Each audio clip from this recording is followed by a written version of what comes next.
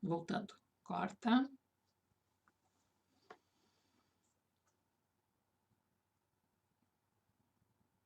Olá, seja bem-vindo, seja bem-vinda. Vamos prosseguir o nosso estudo da doutrina espírita, hoje tratando sobre as relações com o magnetismo.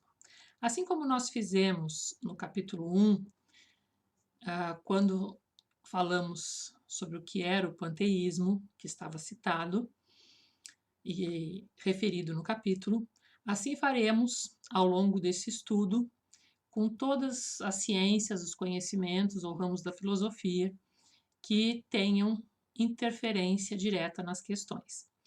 Então, nós vemos que nessa discussão sobre os elementos gerais do universo, quando Kardec já ao final, na questão 27, começa já a colocação dos espíritos, chamando a ideia do fluido universal, que era um elemento conhecido pelos magnetizadores, uma hipótese com a qual eles trabalhavam, uma das suas hipóteses de explicação, nós vemos que a partir daí Kardec começa toda uma discussão a respeito das mudanças da matéria, da possibilidade de alteração da matéria, e essa discussão chega ao seu auge na questão 33, quando ele faz, né, quando vem a resposta dos espíritos com um famoso axioma dos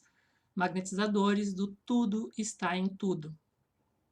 E a partir dali Kardec coloca uma nota falando então abertamente sobre magnetismo. Então nós estamos trazendo para que você que está nos acompanhando entenda essa grande conversa sobre a vida, essa grande viagem que é o livro dos espíritos, né? Essa viagem, como eu falei no livro, no vídeo anterior, que começa lá pelas estrelas e que vai nos trazendo tantos conhecimentos, não só de espiritualidade, mas agregando vários conhecimentos à nossa vida. Então vamos ver, né? Como se define o que é magnetismo? E eu já vou explicar por que tem essas florzinhas murchas aí. Todos os corpos da natureza, e mais particularmente os corpos animados, agem continuamente uns sobre os outros, e essa perpétua reciprocidade de ação constitui o magnetismo. Essa troca de fluidos, ou essa perpétua, um termo mais vigente no senso comum, essa troca de energia entre os elementos da natureza perpétua. Isso é o objeto da ciência do magnetismo, que vai se completar mais adiante com o estudo da alma humana, da qual ele abre portas. Então, esse estudo dessa constante troca de fluidos, que era o termo empregado à época, constitui o objeto de estudo do magnetismo, e pode-se defini-lo como a ação recíproca que os corpos exercem ou podem exercer uns sobre os outros. E vamos à nossa florzinha murcha e o que ela significa.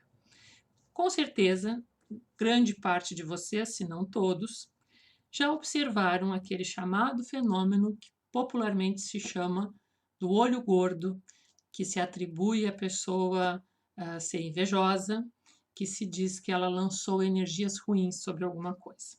Então, quem é que nunca viu, aquela tradicional situação de que alguém, suponhamos, recebeu uma visita de algum amigo, um familiar, e tinha lá uma plantinha, vamos supor, estavam lá essas gérberas muito bonitas, muito viçosas, e a pessoa olhou para elas e disse assim: que lindas! Como tão bonitas as tuas flores! E, surpresa, algumas horas depois, lá estavam as flores, nesse estado, murchas. O que diz em geral? Inveja. Olha, fulana é tão invejosa. Mal olhou para minhas flores e o que fez? Matou as coitadas. e por aí vai. Olho gordo, inveja, quebranto, mal-olhado, enfim, o senso comum é rico em explicações. No entanto, esse é um fenômeno que o magnetismo explica muito claramente, como um intercâmbio de energias ou de fluidos, né? Essa ação recíproca entre os corpos da natureza, em que houve, né, uma elevada doação por parte de alguém sobre um outro corpo da natureza que não tinha capacidade de absorver. Ou seja, a pessoa que olhou para essa planta e disse: "Olha que linda", emitiu uma grande quantidade de fluidos ou de energia, deixando para o senso comum, sobre essa planta que ela achou bonita, que realmente ela gostou da planta. Nada tem a ver com inveja, com mal olhado ou com qualquer coisa negativa. Não, a pessoa simplesmente gostou, instintivamente, sem que ela tivesse conhecimento ou controle, se processou uma doação grande de fluidos, de energias, sobre essa planta, dirigida pelo seu olhar sobre essa planta, que não tinha a condição de absorver tal quantidade. Por isso ficou como que sufocada e murchou. Se nós muitas vezes colocamos elas novamente num contato com a natureza ventilado, e ela se recupera, porque o vento dispersa, né? Afasta, retira essa quantidade de energia que está sufocando a planta. Então, isso é o que a gente chama de um fenômeno instintivo, de um magnetismo instintivo, que prova que todas as pessoas, todos os seres, possuem de fato essa capacidade. Né? Um outro exemplo clássico disso é o gatinho que, com a cola, né, fica lá hipnotizando a sua presa, assim como a cobra e outros animais, e então paralisam a sua presa e capturam, né, na caça. É um outro exemplo. Aí depois vamos ter os ímãs, né, que daí vem o próprio termo magnetismo, que vem emprestado daí, com relação a essa ação recíproca, né? E esse conhecimento, ele já se encontra presente, nós vamos encontrá-lo lá na antiguidade, seja na antiguidade grega, né? Também na antiguidade egípcia. A gente vai ver que os maiores filósofos acreditavam que a ação que um indivíduo pode, na ação que um indivíduo pode exercer sobre o outro, e que é mesmo provável que essa ação tenha sido a sua primeira forma de medicina. E aí Hipócrates, né, chamado pai da medicina, segundo o médico Denários, um médico do antigo Império Romano, encontrou diversos homens hábeis que não faziam uso da medicina física, mas unicamente das faculdades da alma. Assim, eles conheciam dois poderes para curar as enfermidades e para fazer coisas extraordinárias. Uma que age diretamente sobre os corpos e que reside nas propriedades de determinadas plantas, de determinados minerais e etc. E a outra que age unicamente pela vontade, pelo olhar, pela imaginação. Eu o quero, eu o ordeno, sem outro recurso, né? Que justamente vai ser a medicina do magnetismo. Outro exemplo, né, nós vamos ter aqui na Grécia, o templo de Esculápio, deus da medicina. Desculpem. Não, correto. Templo de Esculápio, deus da medicina. Epidaure, Grécia, né? Nele buscava-se o remédio para algumas enfermidades. Os pacientes dormiam no templo e ouviam em sonho as indicações para a cura. Vamos lembrar lá da questão dos sonhos, né, como fonte de comunicações espirituais, e lembrar, inclusive, né, da descoberta da insulina. Então, já na Grécia Antiga, no templo de Esculápio, se promovia o tratamento dos pacientes através do sonho sonambúlico.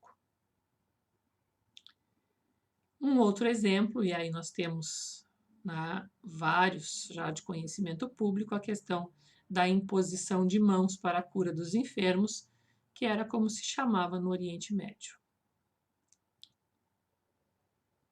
Aí nós vamos avançar um pouquinho no tempo e encontrar a figura de Franz Anton Mesmer, né, referendado como sendo um precursor da doutrina espírita, que vai fazer o quê? Né? Em primeiro lugar, Franz Anton Mesmer, ele era uma pessoa com muito conhecimento, ele estudou na Universidade de Viena, na Áustria, né? Não concluiu o curso de Direito, porque ele trocou para o curso de Medicina, que à época era o melhor curso existente na Europa, né? Que havia sofrido uma reformulação por esse médico, Van Swieten, que é o que vai inserir na medicina aquele conceito que nós temos hoje, né, de ser uma coisa mais, uma prática mais científica, incluindo aí a prática de fazer o exame clínico no paciente. A outra questão também, que justamente nesse período, não só pela reformulação do Van Swieten, que buscava uma forma mais científica de tratamento, e mais humana também, menos invasiva, porque antes o que havia? Antes havia diagnóstico por mapa astral, né, diagnóstico por diversas formas que não tinham absolutamente nada de científicas. Né? E isso estamos falando aí do período de 1700, né?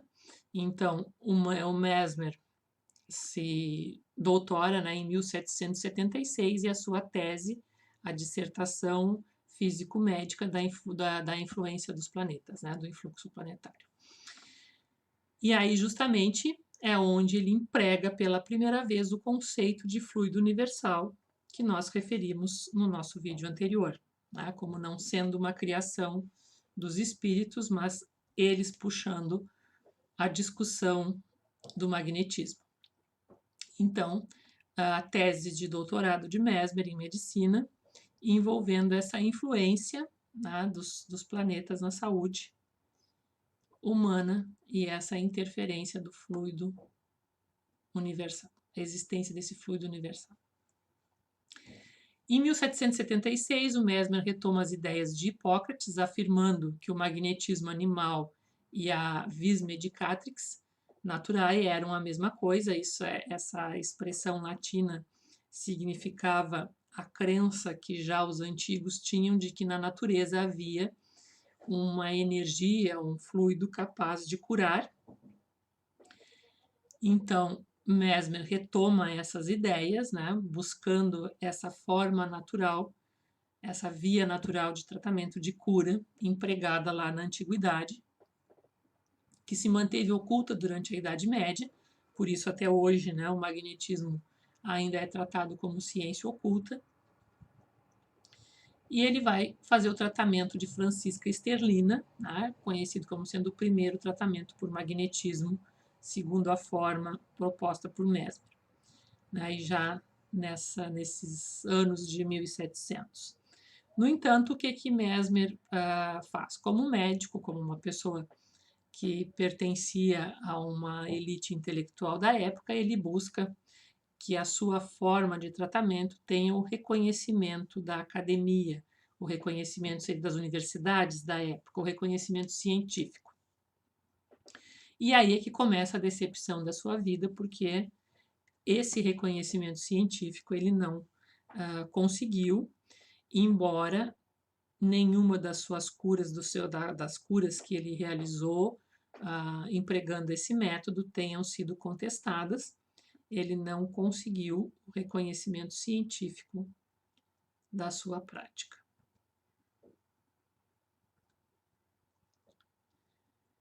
Por isso, né, por não ter reconhecido, não ter tido o reconhecimento científico da sua época, Mesmer, vamos voltar, né, Mesmer resolveu, ao final da sua vida, depois de muitas, inúmeras tentativas, seria aqui muito longo relatar todas as experiências, todas as tentativas que Mesmer fez, mas ele tentou inúmeras vezes, né? Até que, por fim, ele resolveu desistir dessa busca de reconhecimento na academia, se isolou, né, em uma pequena cidade nas montanhas, lá no interior da Áustria, da Alemanha para alguns. Lá ele montou um pequeno hospital, uma clínica médica, aonde ele tratava os seus pacientes exclusivamente com o emprego do magnetismo. Bem, ele lá viveu e acabou morrendo já com mais de 80 anos, coisa que para a época era muito raro, né? A média de vida era bem abaixo disso, e ao final, né, dessa sua vida ele é procurado.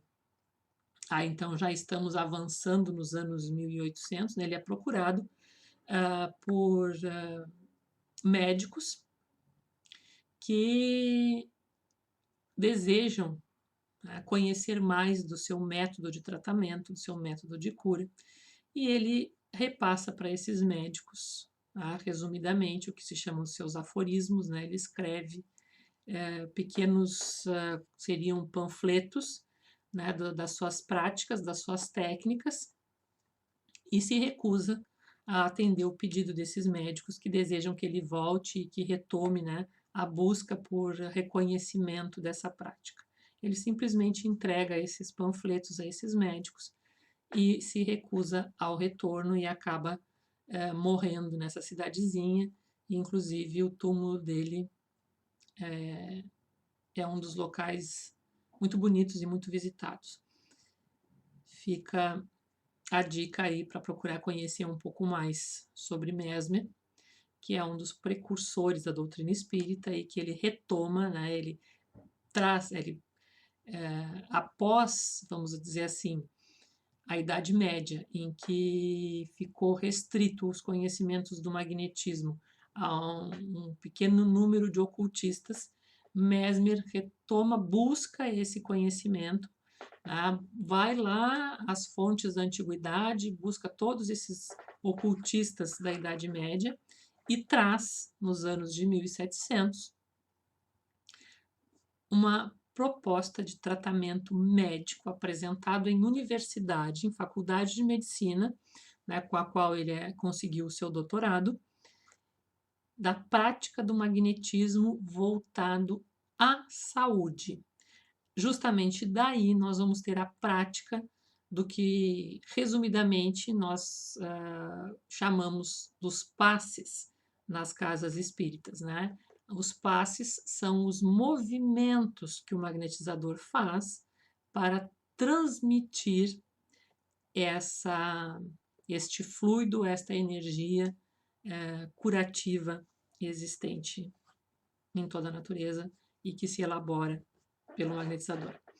Bem, então aí está a vinculação, entre outras coisas. A gente também viu como precursor, por quê? Porque ele já trazia a questão da hipótese do fluido universal, entre outras coisas que a gente vai ver que tem grande vinculação entre doutrina espírita e magnetismo.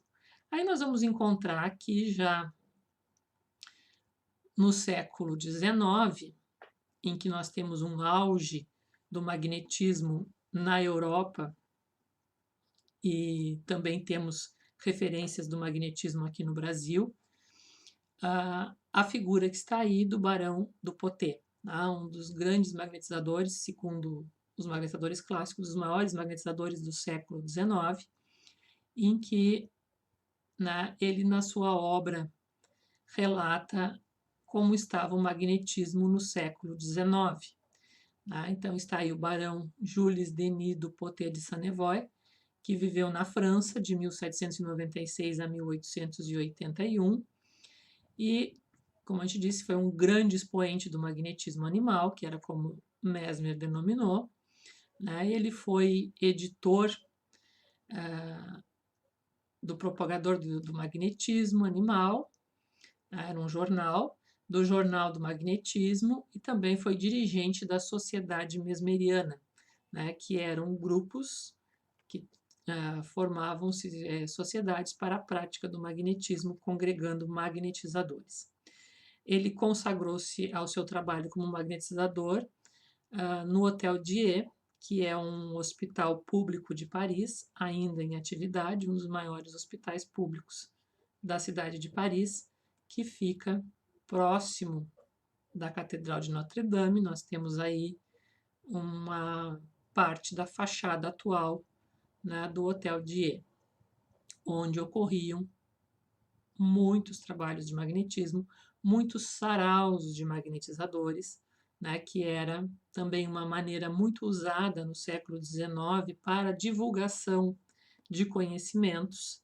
Né? Os saraus reuniam pessoas, na maior parte, no caso, né, estudiosos, médicos e seus alunos estudiosos do magnetismo, com pacientes, né, para demonstrações das experiências e dos tratamentos que faziam, entre outras coisas, né, que a gente vai falar ao longo aí dos nossos estudos. Então, o que nos diz o Dupotet sobre o magnetismo no século XIX? Que não eram mais indivíduos isolados que o colocavam em prática, né, como havia sido Mesmer, como havia sido antes dele outros magnetizadores, né, que também vamos falar, que trabalhavam com sonambulismo, mas que eram figuras destacadas na história, porém que atuavam isoladamente. A gente viu que já no século XIX haviam as sociedades de magnetizadores, né? Também ele passa a ser estudado e praticado por pessoas esclarecidas, também já referimos, né?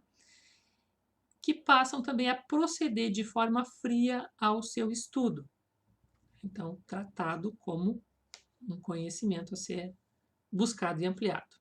No entanto, ele faz aqui uma ressalva, né, e um lamento de que também o entusiasmo e o charlatanismo tenham invadido e resultado em abusos. Então, infelizmente, como de tudo o homem abusa, também aqui na questão do magnetismo, ele refere abusos. Então, ainda, né, o magnetismo ao tempo do autor, referindo-se ao Barão do Potet, duas citações dele que ele diz assim: senhores, as verdades ficam às vezes estacionárias, mas não retrogradam. É preciso cedo ou tarde render-se à evidência, e nesse tema a crença é comandada pelos fatos. Então ele era bastante metódico. E entre seus muitos conhecidos também há informações, teria sido também um de seus alunos, ou teria tido sua formação dirigida, né, pelo Barão do Potet. Nós temos aí a figura de Hippolyte Léon Denisard Rivaio. Hippolyte Léon Denisard Rivaio é um magnetizador do século XIX, interessou-se pelo magnetismo quando contava com 22 anos de idade, né, em 1822. Vejam, tá? 1822. Ele se interessa pelo magnetismo e faz, a partir de 1822 até o final da sua vida, do magnetismo uma prática. Tá? Ele é estudioso, ele é praticante. Sabe-se que dentro do magnetismo, aí já à época do século XIX, nós tínhamos duas grandes correntes de pesquisa, uma que seguia a pesquisa terapêutica voltada aos tratamentos da saúde, tal qual iniciada por Mesmer, né? Só que com diversos acréscimos de outros magnetizadores que também haviam trabalhado nessa área, e havia se aberto já também a outra corrente de pesquisa que envolvia a parte, vamos chamar assim, de pesquisas psíquicas, que englobava o sonambulismo. Hippolyte Léon Denisard Rivaio interessa-se e trabalha com a questão do sonambulismo prioritariamente, tanto que em suas biografias, nas mais recentes, há até mesmo a referência de que quando ele necessitou tratamentos, vamos dizer assim, para a sua saúde, ele procurou magnetizadores que trabalhavam com a terapia da saúde, não com a parte do sonambulismo a qual ele se dedicava, tanto a questão do desenvolvimento como a educação das faculdades dos seus sonâmbulos. Vejam, falamos de sonho sonambúlico no vídeo anterior. Então, Hippolyte Léon Denis Rivaio, magnetizador francês do século XIX, que começou a sua jornada em 1822 e se torna conhecido dentre os magnetizadores com o nome de H. Rivaio. Há informações, né, como eu disse já antes, de que ele teria tido a sua formação dirigida pelo Barão do Potet, que então era médico e diretor honorário da Sociedade de Magnetismo de Paris, e que foi discípulo de Deleuze e do Marquês de Puységur, esses dois outros grandes nomes, né, que fazem parte dos magnetizadores clássicos, sendo que Puységur é justamente o descobridor, né, da questão do sonambulismo, a qual depois Kardec vai se dedicar. Aliás, corrijo-me, H. Rivaio se dedica. Muito bem, H. Rivaio vai mais adiante adotar o pseudônimo de Allan Kardec. Como que isto vai acontecer? Muito bem. Dentre as pesquisas com sonâmbulos, começa a ocorrer no século XIX, com alguns dos seus amigos, um fenômeno de intervenção nas comunicações, nas pesquisas, nas experiências com as sonâmbulas. Muito especificamente com as sonâmbulas de um amigo magnetizador dele, filhas desse magnetizador, que era amigo de Kardec, e que o convida a verificar aquele fenômeno. Isto não estava acontecendo somente na casa daquele amigo de Kardec, muito menos estava acontecendo somente nos Estados Unidos da América, estava ocorrendo por toda a França, por toda a Europa e também aqui nas Américas. Eram os chamados fenômenos das mesas girantes ou das mesas falantes. Kardec vai até a casa desse amigo, observa o fenômeno, se interessa por ele e, inicialmente, o que ele pensa? Que estava diante de um efeito físico do magnetismo, porque o magnetismo ele tem efeitos físicos e efeitos morais. Se por acaso você já tomou um passe magnético, recebeu um atendimento magnético, talvez você tenha sentido uma espécie de pendulação, como se o corpo oscilasse em direção à pessoa que está lhe atendendo e ficasse balançando, tipo pêndulo de relógio. Isto é um efeito físico do magnetismo. Existem outros, muitos outros. Então, Kardec, quando viu o efeito das mesas girantes, das mesas dançantes, das mesas falantes, mais adiante, que balançavam, que batiam, que respondiam a perguntas, ele pensa estar diante de um outro efeito físico ainda não conhecido dos magnetizadores. E passa a analisar esse fenômeno e a participar dessas reuniões por mais de um ano. E é justamente numa dessas reuniões que é o próprio fenômeno quem lhe responde, dizendo que eles são inteligência, são seres além da fora da matéria, são espíritos de pessoas que já viveram na matéria, que retornam para contribuir com o crescimento da humanidade, para falar que a vida prossegue além da morte e que existe sim uma grande possibilidade, uma grande facilidade de comunicação entre esses dois planos. Então, é o próprio fenômeno que diz para Kardec, não, nós não somos um efeito físico do magnetismo, nós somos espíritos, a alma dos homens que já viveram sobre a Terra. Então, a partir daí, ele começa todo um trabalho de pesquisa, de perguntas e respostas, que não se atém apenas ao grupo com o qual ele se envolve na pesquisa em Paris, mas que envolvem outras cidades, que envolvem outros médiuns, que envolvem outros grupos. Eu estou adiantando termos aqui, mas envolvem outros grupos que pesquisavam o tema. E centraliza as respostas, e justamente nessa grande conversa, ele elabora o Livro dos Espíritos, que já o próprio título diz, pertence aos espíritos, não é obra dele, o título já está dizendo quem é o autor, e ele se coloca na condição de codificador desse conhecimento, porque ele centralizou essa pesquisa, a elaboração das perguntas, a análise das respostas, publicou aquelas, né, resposta às perguntas que ele chamou do critério da universalidade dos ensinos dos espíritos, ou seja, as diversas respostas para aquela pergunta, aquelas que convergiam, ele colocava como sendo a resposta, né? Aquelas que eram unânimes como resposta àquela questão, então ele colocava como sendo a resposta. E aí a gente tem, então, que as perguntas são de Kardec, as respostas pertencem aos espíritos. E algumas dessas respostas, vocês vão observar que no Livro dos Espíritos trazem uma assinatura, uma identificação do espírito que editou, porque então foi a que Kardec entendeu que era a mais completa dentre todas e, portanto, ele publicava somente aquela, identificando o espírito. Ele nunca identificou nenhum dos médiuns que trabalhou com ele. Ele próprio não tinha mediunidade alguma.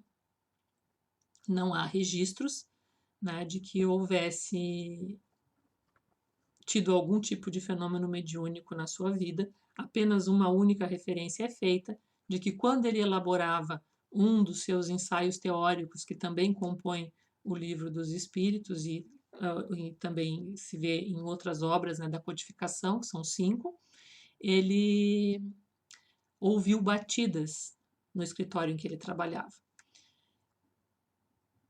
Não soube qual era a causa, numa outra reunião, ele questiona os espíritos do porquê daquilo, e então há a resposta de que estava errado o conceito que ele estava escrevendo, que ele devia refazer, e aí ele vai analisar e, de fato, constata o erro e refaz. Essa é a única referência fora das reuniões mediúnicas em que ele participava como dirigente de intervenção de espíritos direta com relação a Kardec. Ele adota mais um nome, né? Como magnetizador ele chamava-se H. Rivaio, ele era conhecido como H. Rivaio. Como codificador da doutrina espírita, ele vai adotar o pseudônimo que é revelado pelo espírito Zéfiro, né? Que se identifica como seu mentor através de uma outra médium, que diz que ele havia sido um sacerdote druida, né, no tempo das Galhas, na antiguidade, e que, portanto, naquela época chamava-se Allan Kardec. E daí está a origem, então, do pseudônimo de Allan Kardec. Hippolyte Léon Denisard Rivaio era o seu nome civil, seu nome, né, o nome com o qual ele assinou muitas outras obras, que ele escreveu principalmente na área da gramática. Ele era um educador, né, e dentro dessa área do ensino, ele teve muitas obras, principalmente da gramática francesa, publicadas com o seu nome. Quando ele publica o Livro dos Espíritos, já para diferenciar, né, do seu próprio trabalho profissional, ele publica com o pseudônimo de Allan Kardec. Tá? Referências em que a gente vai encontrar o nome dele, né, tanto na obra espírita quanto nas obras do magnetismo, a gente vai encontrar sempre ligado ao Jornal do Magnetismo, aos Anais do Magnetismo, à Sociedade Mesmeriana, à União Magnética e à Sociedade Filantrópica Magnética. A gente vai encontrar referências a Barão do Poté e também referências a H. Rivaio. Na Revista Espírita, que é uma outra obra em que ele também narra muito da história do seu trabalho, ele também faz referência às suas visitas aos seus discursos nas sociedades de magnetismo. Bom, dentro do magnetismo a gente pode ver, né, nessa evolução dos anos 1700 em diante, a existência de 3 escolas, né, as 3 principais, que é a primeira de Mesmer, né, admitindo a existência de um fluido universal, preenchendo os espaços, servindo como meio de comunicação entre todos os corpos, e que ele qualifica já como uma matéria sutil de emanações, e por aí vai, e que ele se apoiava principalmente na filosofia de Epicuro. Depois a gente vai ter a escola de Puységur, que, como eu falei, foi um magnetizador, foi um grande pesquisador do magnetismo, a ele se atribui a descoberta do sonambulismo. Aí ele reconhece uma ação física na qual a alma interfere pelo poder da vontade e pelas práticas, que somente a experiência nos faz reconhecer. O trabalho de Puigsegur baseia-se na observação, não está centrado em uma filosofia, como no caso de Mesmer. E depois, já a gente vai ter a chamada escola espiritualista dos magnetizadores, que eles pretendem que tudo depende da vontade e após ter se estabelecido uma ligação para determinar e fixar a sua atenção. Acreditam não haver mais necessidade do toque, de tocar na pessoa que eles estão atendendo, agem pelo pensamento, pela intenção, pela oração e etc. Baseiam-se na filosofia de Platão e eu acrescento que podemos também pensar na existência de uma quarta escola, que seria a escola espírita, porque ela vai ter, diferente dessas outras, ela vai acolher tudo que está nessas outras, mas ela vai ter pontos de vista que vão ampliar algumas coisas, que vão descartar algumas outras, e ela vai admitir a intervenção dos espíritos, que em nenhuma outra aparece. Ela vai explicar questionamento dos magnetizadores do século XIX, principalmente com relação ao sonambulismo, e a gente já viu ali a questão do fluido magnético, que os espíritos dão uma visão bem mais ampla, como sendo o elemento de onde eles vão extrair a sua forma, vão se revestir deste fluido universal para atuar sobre a matéria. Então, a escola espírita vai ter vários acréscimos, e várias explicações sobre as demais. Vai ampliar também o uso, porque a gente já falou, o uso terapêutico, o uso psíquico, a questão do sonambulismo, e aqui a gente vai ter também o uso terapêutico, o passe voltado a atender pessoas enfermas, a gente vai ter também o trabalho com a questão do sonambulismo, mas a gente vai ter também esse uso do magnetismo aplicado à mediunidade, aplicado aos trabalhos, aos atendimentos de desobsessão, que a gente vai falar sobre tudo isso ao longo das nossas reuniões. Portanto, ele pode-se dizer que ele é a grande ferramenta da prática espírita, e ele se baseia nas obras de Allan Kardec e nas escolas anteriores. Isto é um acréscimo meu, essa escola, a visão de uma escola espírita. Muito bem, este fluido magnético ou éter é uma hipótese que nos serve para explicar todos os fenômenos que o pensamento determina, Isso é o que dizem os magnetizadores, e está aí a explicação das florzinhas, que tanto eu posso usar esse mesmo fluido de uma maneira inconsciente, jogando excessivamente sobre um outro ser e determinando um mal-estar, quanto eu posso usar esse mesmo fluido para restabelecer a saúde, a vida, a exuberância desse mesmo ser. A força magnética animal, como o ímã, não se revela inicialmente aos olhos, ela é reconhecida apenas pelos efeitos que ocasiona. Essa força envolve o ser, acompanha-o e ele a carrega por toda parte consigo. Ela irradia ao longe, sem a participação de sua vontade, e produz frequentemente, sem que ele o saiba, uma quantidade de fenômenos que até hoje eram inexplicáveis. Como eu falei, todos esses fenômenos que o senso comum chama de olho gordo.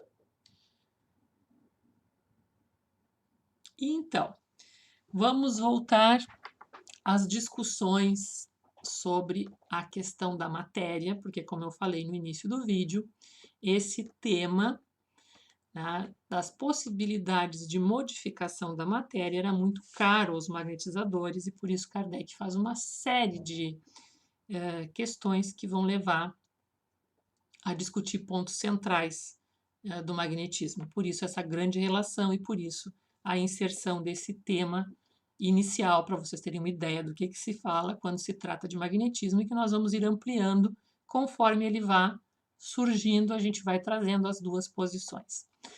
Então, Kardec questiona aos espíritos se a mesma matéria elementar é suscetível de receber todas as modificações e de adquirir todas as propriedades, ou seja, o mesmo elemento matéria, elemento do universo. E os espíritos dizem sim, é isso que se deve entender quando dizemos tudo está em tudo. Tá? E esse tudo está em tudo era clássico do magnetismo. O oxigênio, o hidrogênio, o azoto, o carbono e todos os corpos que vemos como simples são modificações de uma substância primitiva. Na impossibilidade em que nos encontramos atualmente de remontar, a não ser pelo pensamento, a essa matéria primária, esses corpos são para nós verdadeiros elementos e podemos, sem maiores consequências, considerá-los como tais até uma nova ordem. Isso é um comentário de Kardec. E ele coloca uma nota à questão 33, em que, se referindo àquela ideia do tudo está em tudo, ele diz assim: esse princípio explica o fenômeno conhecido de todos os magnetizadores e que consiste em dar pela vontade a uma substância qualquer, a água, por exemplo, as propriedades mais diversas, um paladar determinado e mesmo as qualidades ativas de outras substâncias, porque existe um elemento primitivo e as propriedades dos diferentes corpos nada mais são que as modificações desse elemento. Resulta que a substância mais inofensiva tem o mesmo princípio que a mais deletéria. Assim, a água, que é formada por uma parte de oxigênio e por duas partes de hidrogênio, torna-se corrosiva se dobramos a proporção de oxigênio. Uma transformação análoga pode se produzir pela ação magnética dirigida pela vontade. Então, aí é um magnetizador falando, né? É o agarra e vai. E aqui nós temos, né, duas lâminas rápidas, somente para falar para vocês, de uma pesquisa que foi feita no nosso grupo, na Sociedade de Estudos Espíritas Vida, né, por um companheiro nosso, magnetizador espírita, que é também, né, químico industrial por profissão, e que quando conheceu, chamado Roberto Elier, né, quando conheceu a doutrina espírita e o magnetismo, se deparou com essa nota de que a água magnetizada sofreria transformações químicas e ficou, obviamente, né, interessado em saber se isso seria possível de comprovação. Depois de alguns anos, ele resolveu testar, né, essa possibilidade quando ele precisou fazer um tratamento magnético, teve um problema de enfermidade, fez o tratamento médico indicado e fez o acompanhamento também com o tratamento magnético espírita indicado lá na sociedade. E aí ele resolveu testar, não ingerir a água que havia sido magnetizada para a complementação do seu tratamento, ele resolveu testar em laboratório essa água. E aqui estão, né, comparativamente, o resultado dos laudos. Ele usou uma garrafa de água que não foi magnetizada, né, como forma de controle dessa sua averiguação, e depois fez os mesmos testes com a água que havia sido magnetizada. Aqui também ele confirmou os elementos constantes da fórmula. E aí nós temos algumas diferenças que a gente vê nesse terceiro campo aqui, onde está escrito variação. E aí a gente vê que teve várias mudanças, né? Tanto para mais quanto para menos na fórmula original. Então, a gente vai ver que a alcalinidade, né? Ela teve uma diminuição. A gente vai observar que houve um acréscimo no cálcio. A gente vai observar que também houve um acréscimo nos cloretos. E assim vocês poderão observar aqui, né, as inúmeras, e vamos observar uma grande mudança aqui nos nitratos. E mais adiante, quando for oportuno, a gente vai ver que todas essas mudanças têm correlação com o problema de saúde que ele estava tratando. Aqui depois também, né,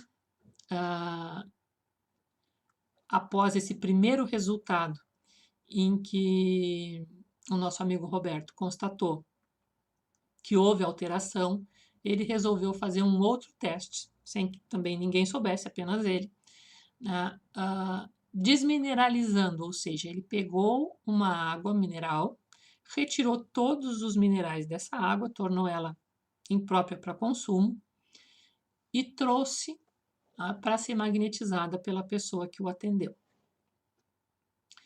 Para ver o que aconteceria, né? Então, nós temos aqui, né, a água que ele trouxe, com a forma totalmente desmineralizada, está tudo zerado, aí, todos os minerais zerados ou, né, extremamente baixos.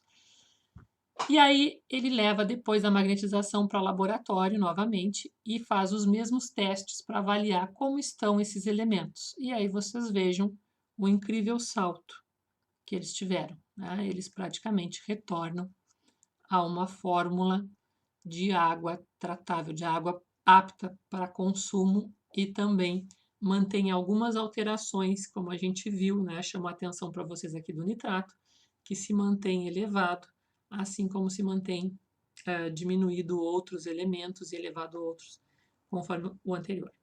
Tá? Então fica aí só como uma curiosidade, uma comprovação de alguém que resolveu testar em laboratório o que estava exposto no conteúdo teórico da doutrina espírita. Aliás, vocês vão encontrar muitas pesquisas com relação à água magnetizada na internet, mas a grande maioria delas ficam apenas nos primeiros elementos, né, na questão de mudança de cor, de mudança de dureza total, não são tão minuciosas quanto essas, né, que depois ele prosseguiu, mas isso é tema para um outro vídeo.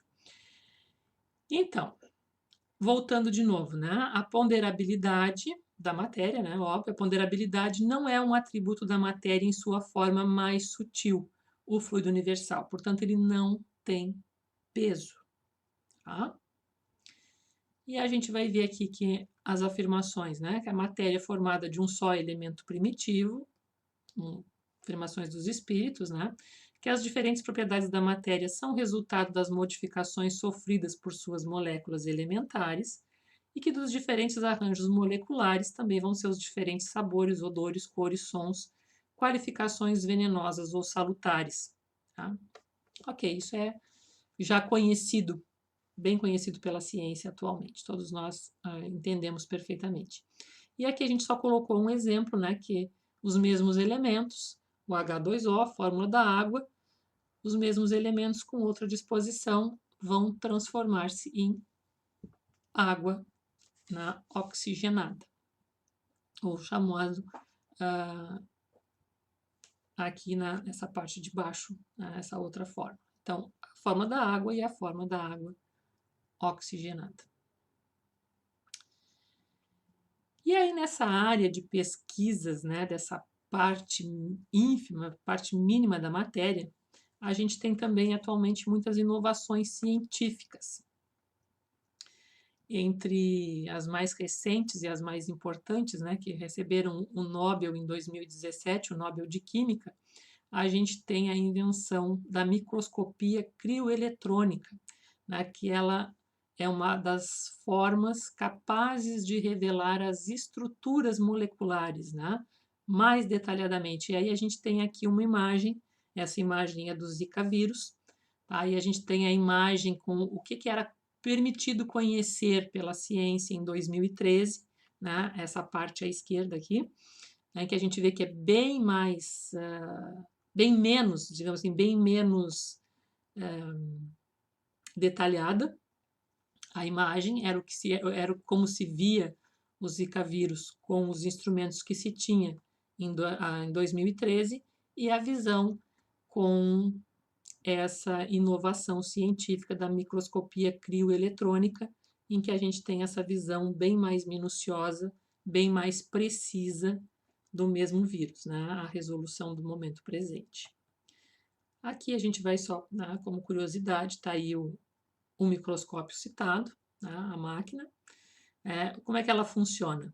Ela congela a molécula no tempo e no espaço e ela vai dar uma imagem minuciosa, né, detalhada do interior da maquinaria do nosso corpo, sejam materiais ou células, né? Essas imagens fornecem aos cientistas as ferramentas para entender os blocos de construção da vida. Tá? Vamos ver lá, então, isso que nós estamos estudando, né? Esses elementos gerais, essa base, essa estrutura da vida. E ver as estruturas de uma célula e como elas estão ligadas e trabalham juntas tem implicações muito importantes, né? Por exemplo, eles estão utilizando isso para investigar possíveis tratamentos e prevenções a doenças como Alzheimer, né, e ao próprio Zika, entre outras. E aqui algo que é muito importante a gente ter, né, uma citação desse pesquisador atual, Schers, e ele diz assim, ó, nada vai mudar para o homem comum amanhã, mas para seus filhos, isso com sorte, terá levado a uma série de novas curas. Né? Então, essa é a importância da pesquisa, a importância da ciência, né? Coisas que nós espíritas apreciamos muito. E aqui abrimos um outro tema, né? Que é a questão dos limites do universo. É finito ou infinito? E a resposta é que o espaço universal é infinito. E esse arqueiro aí, ele nos remete, né, já ao pensamento também da antiguidade, que já se posicionava a essa questão se o universo é finito ou infinito, com o pensador, né, Lucrécio, que Lucrécio ele era um seguidor de Epicuro, né, um filósofo do qual nós também falaremos mais adiante. Então, ele, como seguidor de Epicuro, ele escreveu um poema chamado Da Natureza das Coisas. Aliás, desculpem, Das Coisas da Natureza. E nesse poema, lá pelas tantas, ele falando sobre a questão do universo infinito, ele propõe ao leitor o seguinte, tá, para pensar esse tema. Pensa que tu tens um arco, uma flecha, e tu lança uma flecha para frente. Essa flecha vai seguir, né, ao infinito ou vai bater em um limite. Vamos pensar que esse limite seja um muro. Muito bem, a tua flecha bateu em um muro. Tu vais até esse muro, se é possível, vais subir esse muro e vais lançar novamente a flecha. Se ela bater novamente em um muro, tu vais subir novamente e bater, né, lançar outra flecha, e assim ela vai sucessivamente. Diante disso, nós temos duas possibilidades. Ou eu lanço uma flecha e ela vai ao infinito, ou eu lanço uma flecha e ela vai de limite em limite, chegando também ao infinito. Portanto, o espaço é infinito. Tá?